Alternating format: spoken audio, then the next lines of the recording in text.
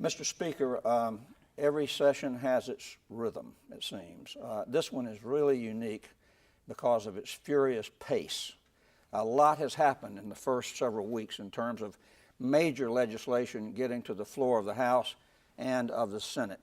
Tell us why that's happening and what are a couple of major pieces that have hit the floor of the House and why they got there so fast. And Mr. President, I'd like to hear the same sort of answer from you.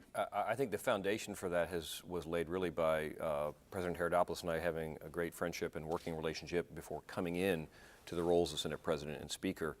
Not only have these first few weeks of session been remarkable, I think, for the boldness of the measures, the seriousness of the issues, and the quality of the debate, but if you think about it, the day we were sworn in, back in organization session in November, we did 7 veto overrides, a memorial. I mean, we hit the ground running, and we haven't slowed down since. I really, again, am grateful that President Haridopolos got going early on teacher quality in the Senate, sent that down yesterday, or this week in the House. We took up and passed out, I think, an even better bill of merit pay and allowing us to pay our best teachers more.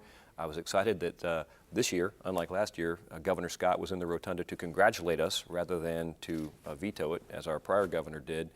We also took up unemployment compensation, things like that. And so I think that the folks back home should be proud that both the Senate and the House are working hard to grapple with the tough issues, not be distracted by minutia or changing the state pie. We're trying to get the economy going again, get people back to work and work together. Mr. President, in these, let's say, the selection of issues to hit the Senate floor and the House floor, is there a message in the aggregate in terms of the selection of those issues? Well, I think the most important thing is keeping your campaign promises. I think that's what's so refreshing about Governor Rick Scott. He campaigned as a conservative, he is governing as a conservative, and he's been very aggressive about cutting back spending as opposed to growing spending, which is happening in Washington. Our agenda was clear. We really felt strongly that what is now known as Obamacare was not a good idea.